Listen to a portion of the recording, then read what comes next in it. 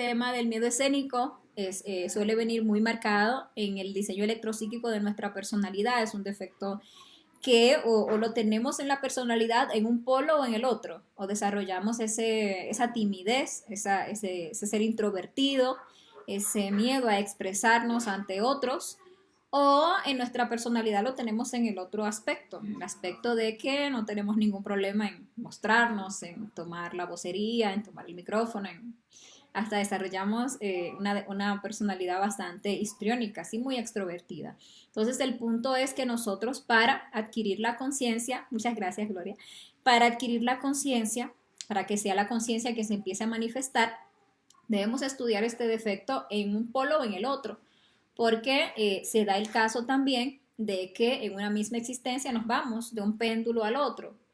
Si somos personas que tenemos cierta timidez, pero desarrollamos unos ciertos defectos que nos crecen el ego, nos crecen el orgullo, nos sentimos especiales, importantes, sentimos que lo que tenemos para decir es muy importante, entonces empezamos o digamos que ponemos, escondemos en nuestra psiquis lo que era ese miedo escénico para dar paso a lo que es el otro aspecto del péndulo. Igual, sea un lado o el otro, el que está hablando, el que se está expresando o el que no se está pudiendo expresar es el ego. Y la idea es que nosotros liberemos la conciencia para que sea la conciencia la que se exprese, para que nosotros empecemos a ser un vehículo de expresión de nuestro ser. Y mencionábamos que en torno a lo que es el sacrificio por la humanidad, que es compartir este conocimiento con los demás hermanos de la humanidad, estos defectos en un aspecto o en el otro nos obstaculizan realmente el desarrollo de ese tercer factor para la revolución de la conciencia.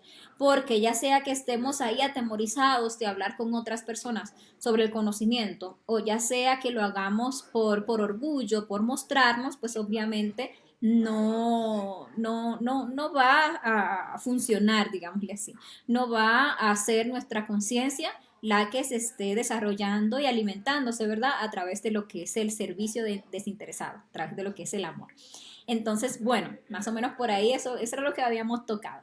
Por aquí ya se han ido conectando los compañeros, sí, se nos había cortado la transmisión.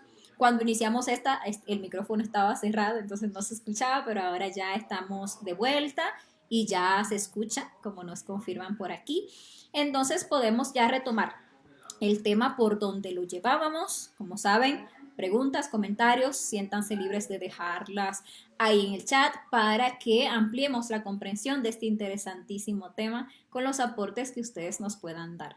Decíamos para entrar en contexto que este defecto está muy relacionado con esa imagen de nosotros mismos, esa personalidad que nos formamos y esa valoración equivocada que nosotros hacemos de esa imagen, que está muy relacionado con lo que es el orgullo. Y veíamos que el orgullo tiene dos aspectos, o tiene el aspecto de la superioridad, que es el que nosotros más fácilmente reconocemos como orgullo, cuando yo me siento muy importante, me siento superior a los demás, me creo que yo soy más esto, más aquello, más lo otro, entonces entendemos ese como el orgullo. Pero ese es obviamente orgullo, pero un polo. Está el otro polo del orgullo, que es el aspecto de la inferioridad.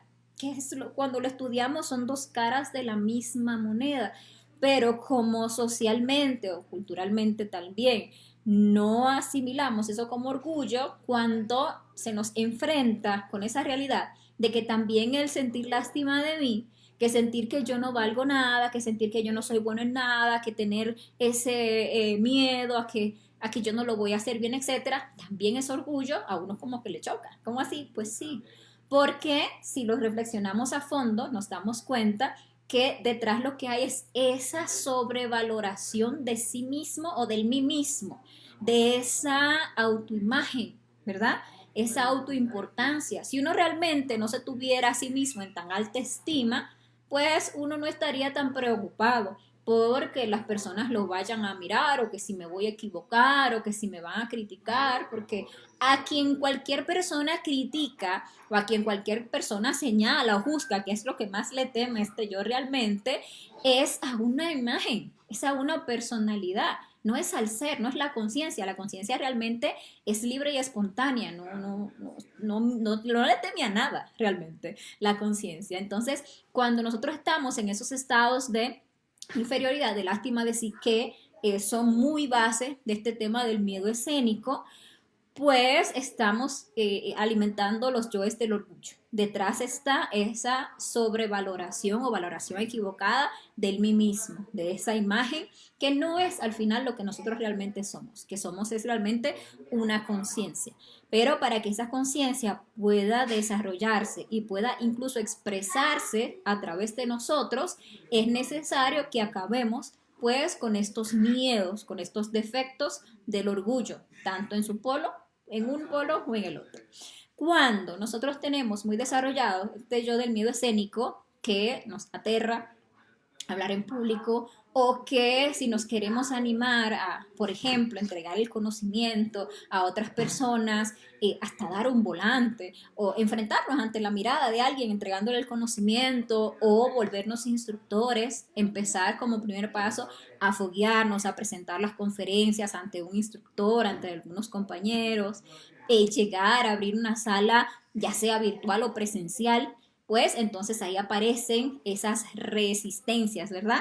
Eso dentro de nosotros, esos detallitos que a veces son hasta sutiles, que nos impiden hacer este trabajo, que nos impiden realmente echar adelante ese aspecto del sacrificio por la humanidad, que es parte fundamental de la obra de nuestro ser, porque en el sacrificio por la humanidad es donde se desarrolla el amor. Y no solamente el amor, sino que también si reflexionamos, este camino nos va a llevar a convertirnos en maestros. Permítame un segundito, por favor.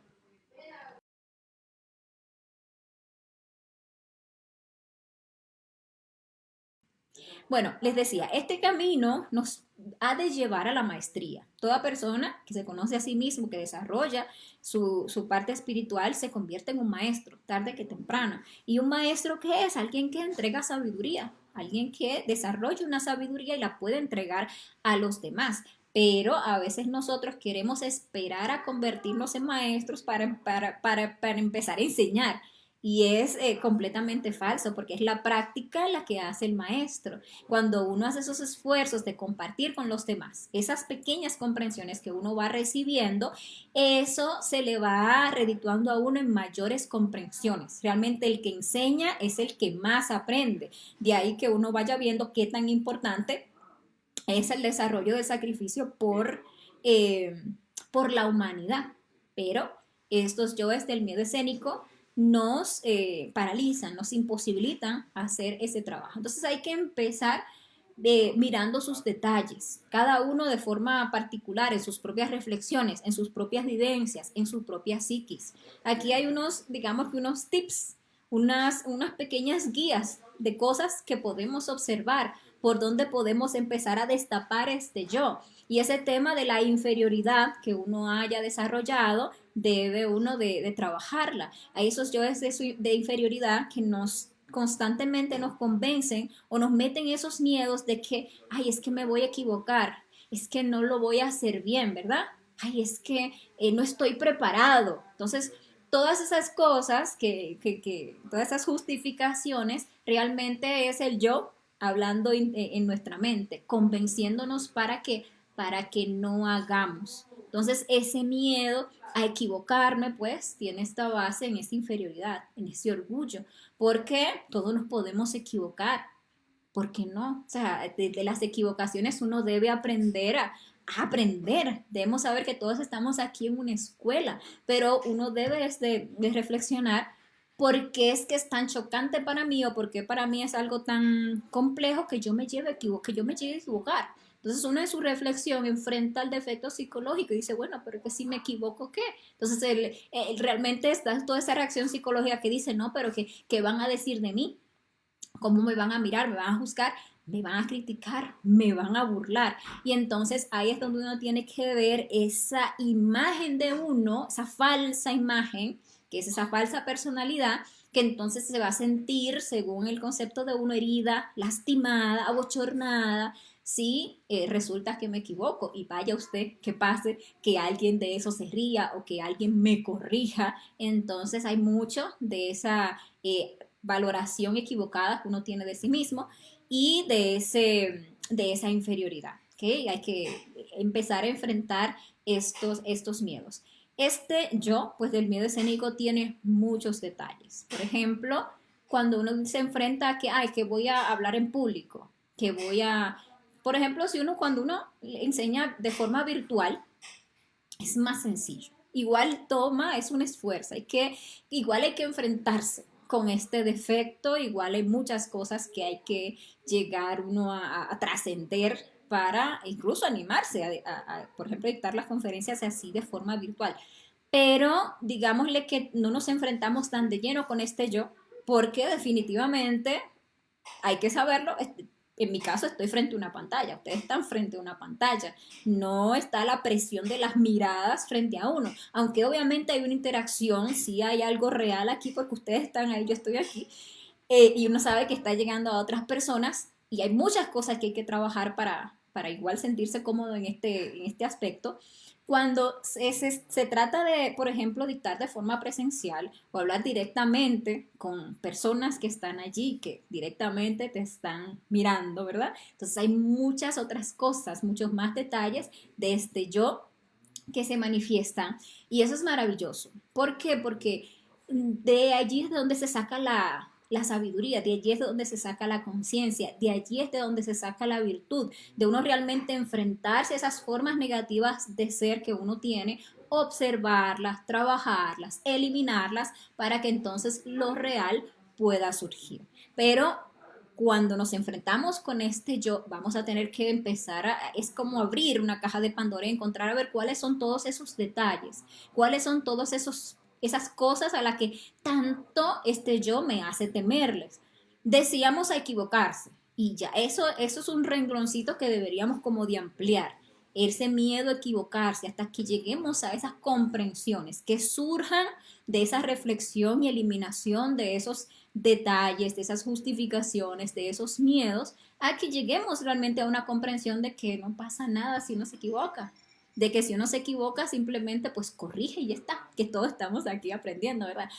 Tiene o nos mete este yo el miedo imagínense, a quedarnos en blanco, porque para este yo es una total posibilidad, por la misma mecánica del yo. El yo nos tensa, ¿verdad? El yo nos impide la concentración, el yo nos mete en un estado de presión mental que él sabe que fácilmente puede hacernos que frente a las personas nos quedemos en blanco. Ahí como que ahora no sé qué, bueno, ese detalle o ese temor ahí yo quedarme en blanco, hay que llevarlo a la reflexión para comprender cómo es que este yo se las arregla para ponerme en ese estado de bloqueo, hacer que yo me quede en blanco y empezar a eliminar todas esas tensiones, todas esas distracciones, etcétera, que el yo nos mete para ponernos en ese punto y que también lleguemos a comprender que es una trampa, o sea, es un truco del mismo defecto. Si yo elimino el defecto del miedo, que es el que me paraliza, entonces mi conciencia va a poder fluir en la situación. Y yo voy a poder, pues, sin ningún tipo de bloqueo, expresar aquello que ellos sienten en el momento, pues, que debe expresar. Otros miedos que podemos estudiar, que hacen parte de este yo del miedo escénico, es el miedo a que uno le corrijan. Entonces también, pues si lo miramos a fondo, es un detalle del orgullo. Porque uno por orgullo no quiere, o sea, uno quiere ser como perfecto, uno quiere hacer las cosas bien, uno quiere que cuando uno hable eso sea perfecto, eso sea santa palabra, que nadie tenga nada para rebatir de lo que uno dice, que lo que uno diga está genial y que no vaya alguien a corregirle. Y eso realmente es un error, es parte de la ignorancia de este yo, porque la verdad es maravilloso cuando uno le corrigen. Debemos de llegar a comprender que nosotros no sabemos nada, que todos aquí estamos en un proceso de aprendizaje y que si hay alguien que tiene una comprensión y me puede corregir en algo que yo no he comprendido, eso para mí más bien debería ser valioso. También hay muchas personas que pueden venir a querer corregir sin realmente una base a la otra persona o estando en error en torno a algo o en ignorancia en torno a algo, querer corregir a la otra persona, pero igualmente, por la razón es reflexionar por qué a mí me afecta, por qué yo reacciono de forma negativa a la corrección, por qué me parece que la corrección es algo de lo cual yo debería avergonzarme. Entonces ahí hay muchos detalles también para ir observando y para ir comprendiendo. Otros miedos, que bueno, vaya a hablar y que alguien venga y me pregunte algo y yo no sepa qué responder. No, qué vergüenza, qué oso, dice el yo. Y también llevarlo a la reflexión para comprender. ¿Por qué yo tengo que sabérmelas todas? O sea, ¿qué hay de malo con que yo simplemente pueda decir no sé? O bueno, te debo la respuesta, no lo conozco. Si uno lo estudia, estos miedos tienen esa base en el orgullo, en que uno quiere ser o parecer como que uno es muy sabio, como que uno se las sabe todas. Entonces uno le da como demasiada importancia a ese juicio que otro puede emitir, a ese qué dirán. Y permite uno que eso, que ese miedo, que como vemos si lo buscamos al fondo es hasta absurdo, nos bloquee al momento de nosotros querer expresar algo. Entonces hay que estudiar ese miedo al rechazo, hay que estudiar ese miedo al que dirán y hay que ponerse a mirar ese yo entonces avergonzado, ese yo que permite que todas esas reacciones nos pongan así como, nos generen como esa gana de huir, esa gana de esconderme o que me eviten yo hacerlo. Hay esas personas, si tengo, no sé, unos volantes del conocimiento, se los puedo entregar y están ahí sentados. Yo puedo aprovechar y ver si les interesa que les haga una introducción del conocimiento. ¿Por qué no? ¿Verdad?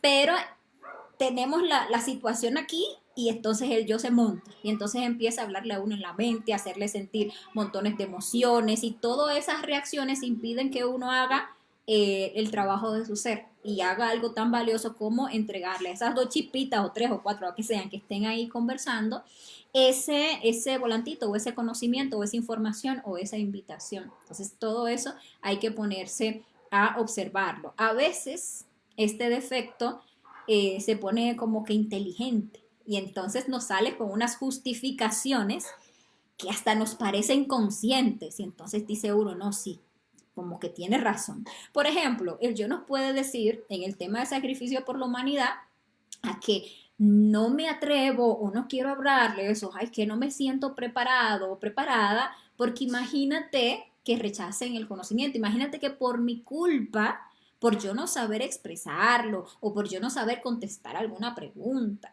o porque no sé qué, o por yo no decir la conferencia como es, o que lo que sea, imagínate que esas personas lleguen a rechazar el conocimiento por mi culpa.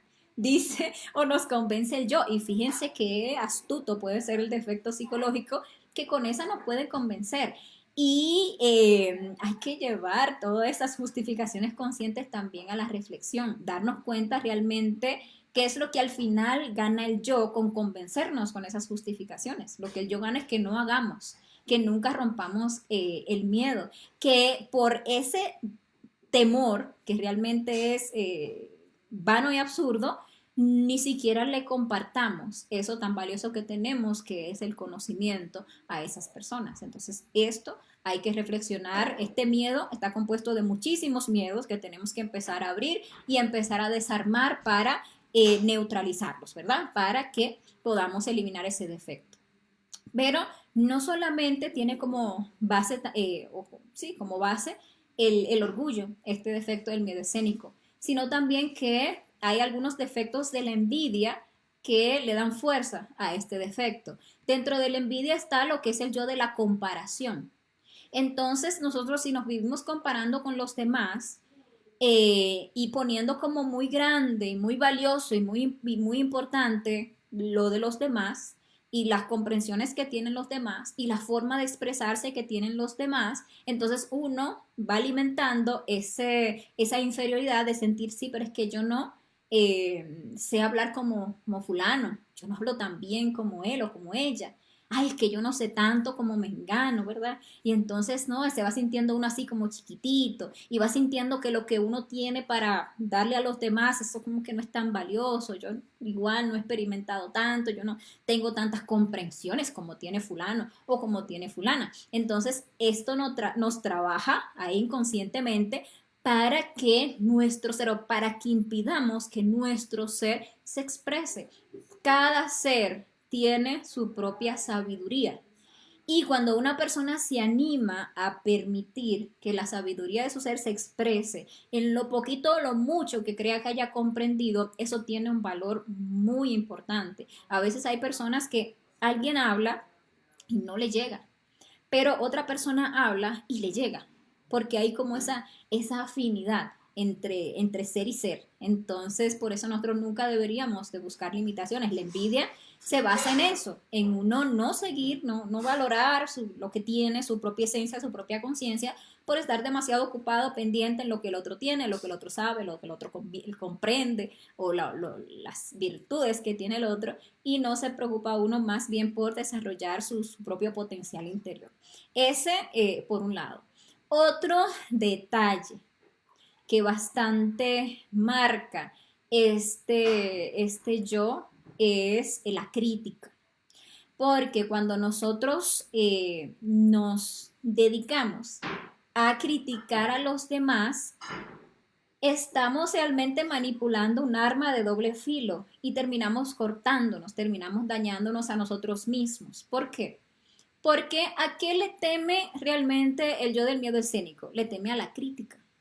Y esa crítica está dentro de sí mismo. Uno, por ejemplo, ve a alguien que está haciendo el esfuerzo por expresar un tema, ve a alguien que quiere presentar alguna conferencia, o ve a alguien que está hablando o haciendo cualquier cosa enfrente de nuestra mirada.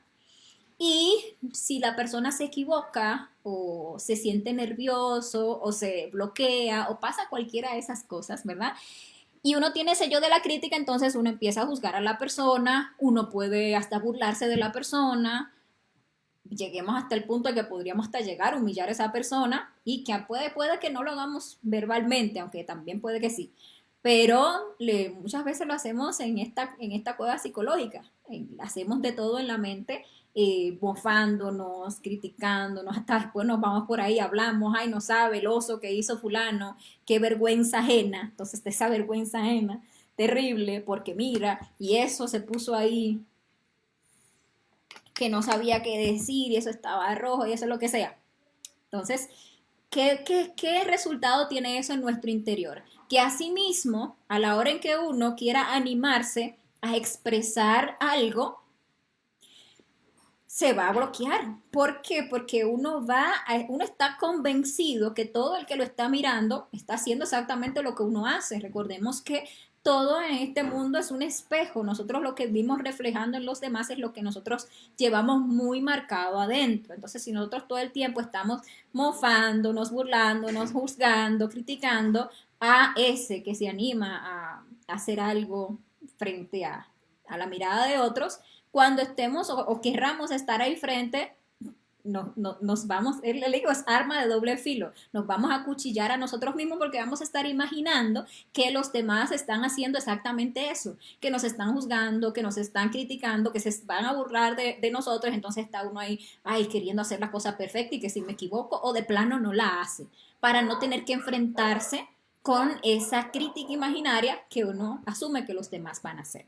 Y bueno, no se trata de uno como hacerse la idea de que no, nadie critica, porque criticones somos todos, esa es la verdad, algunos más que otros, pero el tema es porque uno le da esa excesiva importancia a la opinión ajena. Entonces nos toca hacer dos trabajos importantes. Primero, trabajar y eliminar ese yo de la crítica, llegar a comprender que ese es un yo bastante perverso, llegar a comprender que ese es un yo hasta sádico que se goza del dolor de la otra persona y que hace escarnio de la otra persona. Entonces, trabajar ese yo de la crítica que es bastante perjudicial, sacarle comprensiones también para que por otro lado empecemos a comprender que no importa.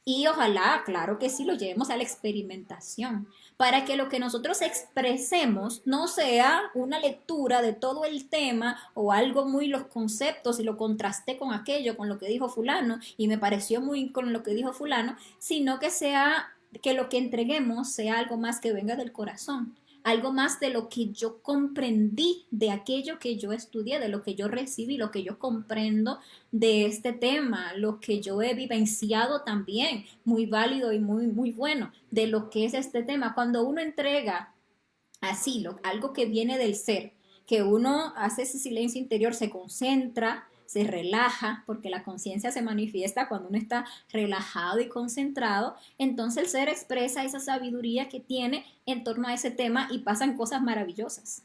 Porque a veces termina uno enseñando y explicando cosas que ni siquiera sabía que la comprendía. Y después dice uno, wow, pero mira,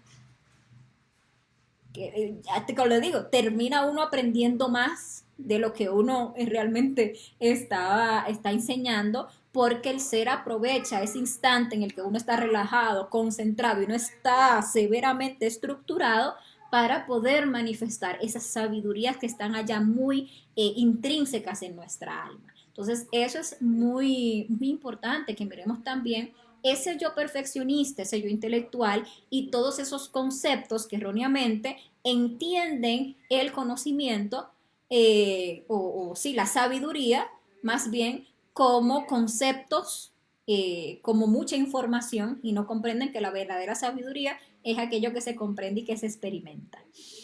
De este orgullo también es importante que nosotros reflexionemos en lo que es esa necesidad o esas ganas de impresionar, de querer impactar a las otras personas, de querer sacar de ellos una sonrisa, un aplauso, un halago, porque cuando actuamos, o sea, cuando nuestro móvil es ese, el que está actuando, pues obviamente es el ego. A la conciencia no le interesan los aplausos, a la conciencia no le interesa el tener seguidores o tener, qué sé yo, fanáticos o que me digan que yo sé mucho. No, la conciencia movida por el amor lo que quiere es expresar alguna sabiduría que esa persona le pueda servir para transformarse, para cambiarse a sí mismo, para seguirse a sí mismo, no para que esas personas me sigan a mí o crean que yo soy muy valioso, muy importante, o que yo soy maestro o una maestra, o que yo soy muy especial. Entonces sí es muy importante que estudiemos esos yoes que quieren impresionar, que luchan por parecer o hacerles creer a los demás que uno sabe mucho. Y entonces empezamos a hablar, buscar aquí, rebuscar acullá, para entonces citar a fulano y el maestro dijo y fulanito dijo. Y entonces, wow, qué impresionante. O uno agarrar, peor todavía, y contar cosas muy íntimas, como alguna experiencia astral que a uno le hayan dado que haya sido muy motivador y muy impresionante y que uno use esos recursos para entonces, o con esa intención de querer pues impactar, impresionar a las demás personas. Todo esto es que la conciencia siempre es equilibrio, la conciencia cuando uno se pone a morir, entonces sabe qué decir y qué no decir y qué contar, pero sin tener esos móviles de buscar impresionar o de buscar convencer, porque también está esos defectos que movidos por el fanatismo de uno y esos yoes tiranos, cuando entregan el conocimiento, quieren es convencer a la otra persona con el conocimiento. Entonces son yoes de ignorancia, porque uno desconoce el poder del transformador del conocimiento. Uno no tiene que convencer a nadie, no tienes que entregar el conocimiento y cada uno debe convencerse a sí mismo. Permítame un segundito.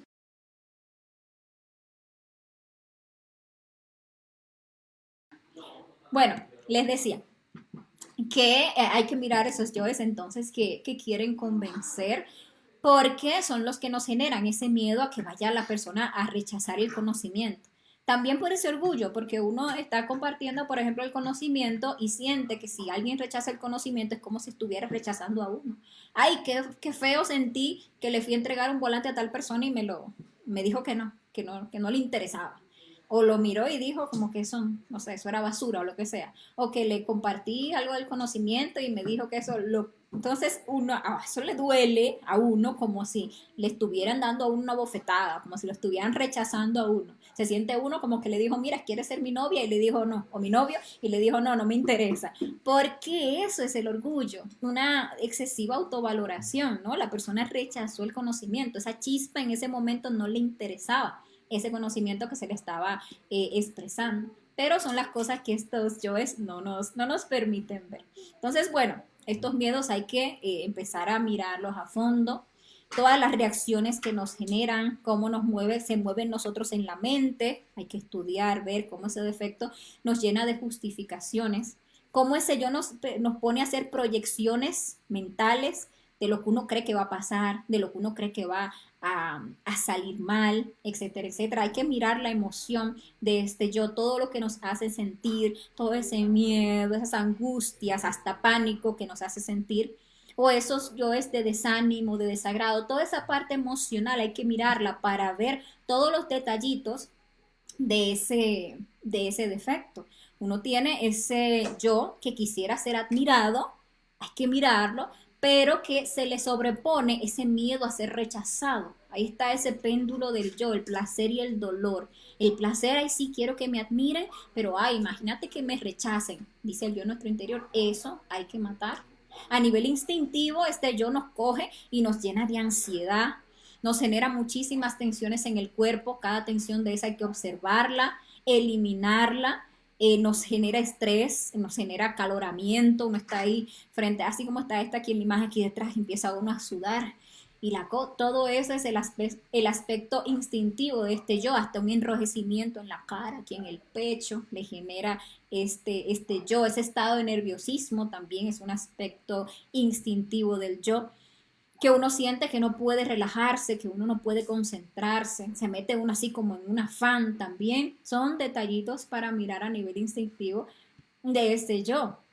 A nivel de motriz vemos que a veces hasta nos bloquea o nos pone a tartamudear. Hay que mirar también esos detalles. O nos pone a hablar rápido. Entonces uno tiene miedo y te va a decir algo en público y lo dice y es para salir de eso, para allá, para quitarme de esa situación que me parece tan tensionante. Todo eso hay que mirarlo. ¿Para qué? Porque nos impide relajarnos y recordemos que solamente cuando uno se relaja y se concentra, entonces la conciencia se manifiesta.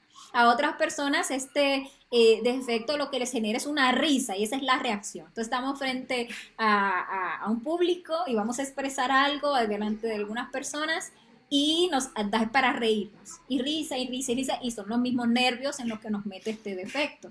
También eso hay que observarlo, mirar ese yo de la risa relacionado con el pánico escénico y empezar a eliminarlo.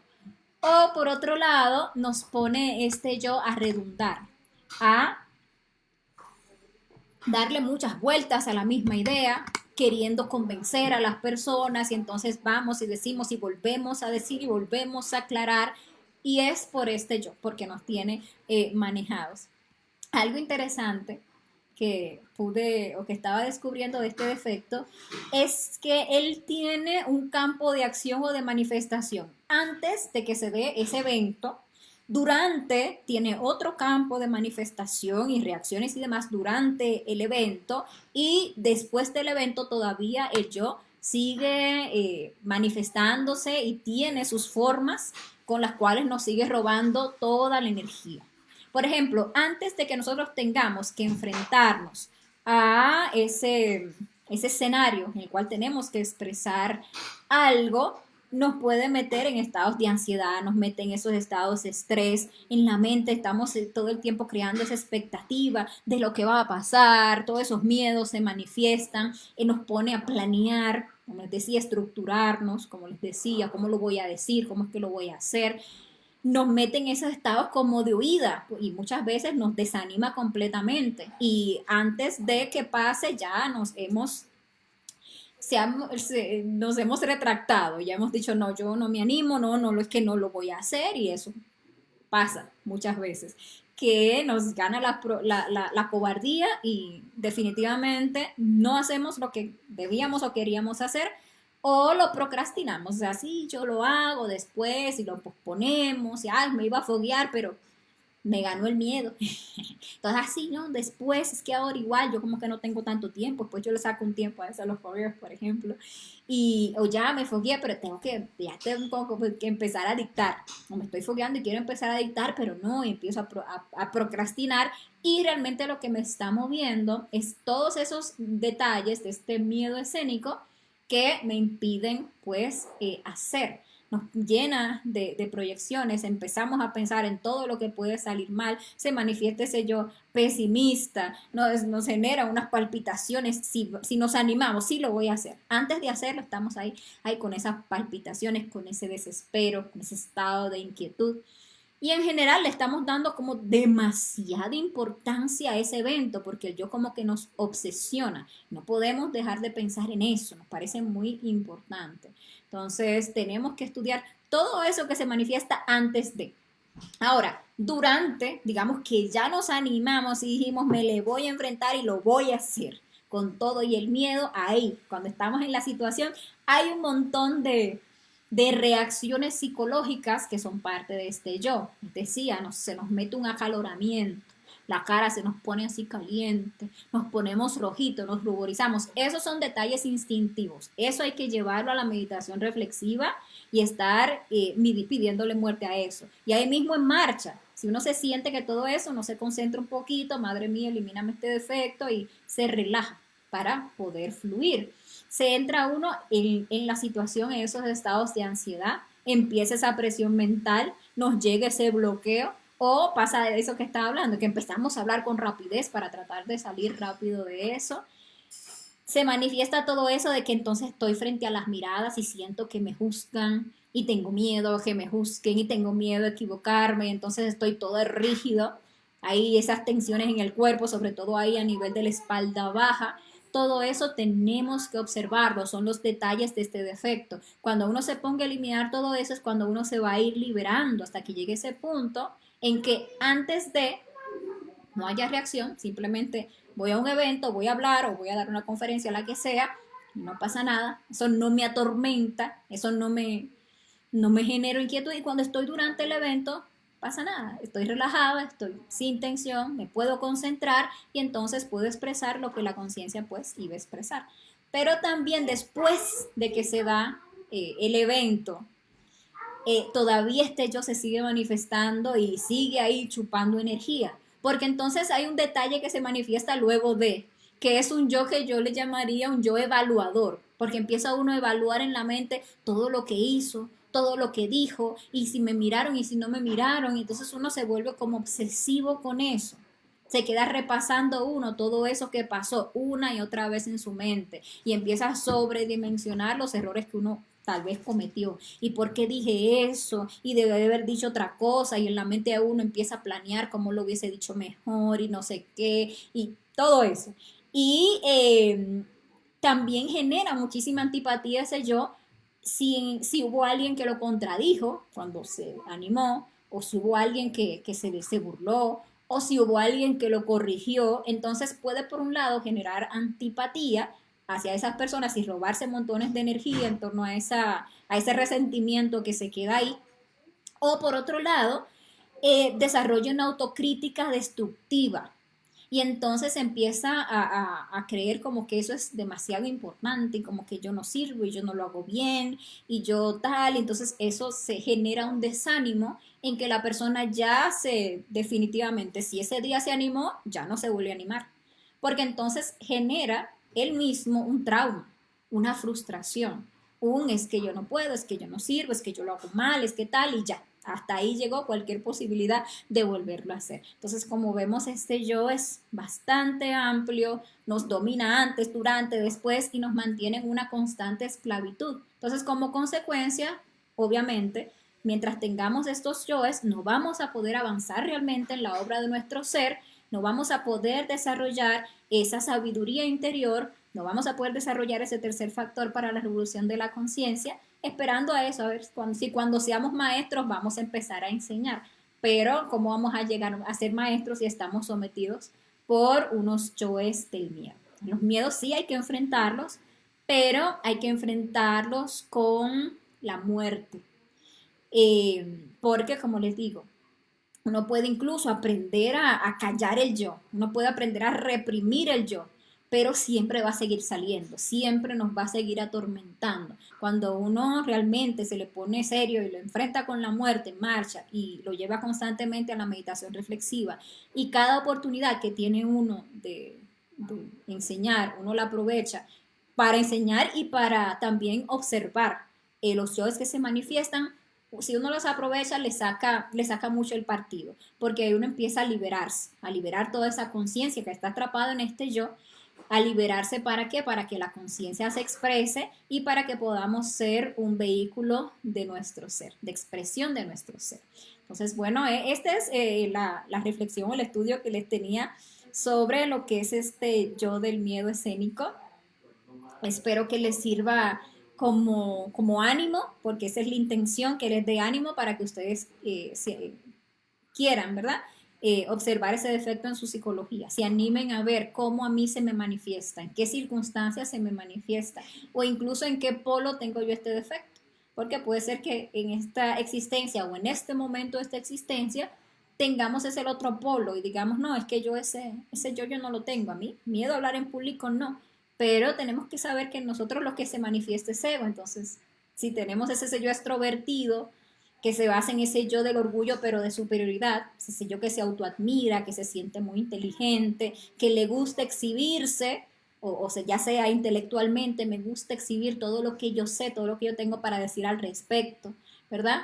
Hay que estudiarlo por ahí, porque entonces en este caso nos puede más ese placer de impresionar que el miedo a ser rechazado, pero igual es un defecto psicológico el que nos está moviendo. Y eliminar todo esto, un lado y el otro, ¿para qué? Para que lo real, para que la conciencia, para que el ser entonces se pueda empezar a manifestar y empezar a... seamos libres para que nuestro ser sea el que haga. Y bueno, como les decía, este es el estudio que tenía